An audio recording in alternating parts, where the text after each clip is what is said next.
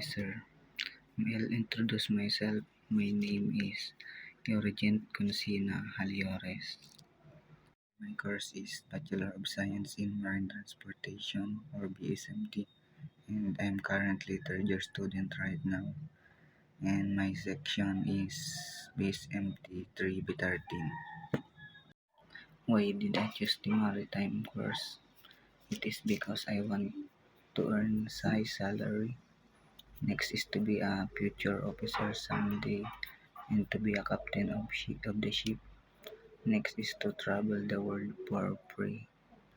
And I want to meet other nationality too and to be friendly with them.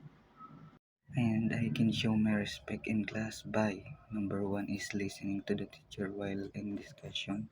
Number two is raising my hand on recitation. And number three is by following instruction and rules of the teacher. In 5 years, I will be a successful seafarer and an officer on board someday and earning a high salary.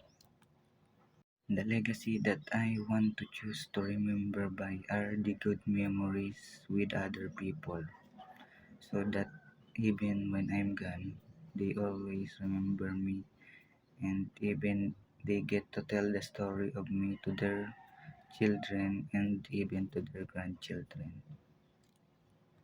That's all everyone. Thank you for watching and for listening to my videos. Have a nice day. Thank you again. Goodbye.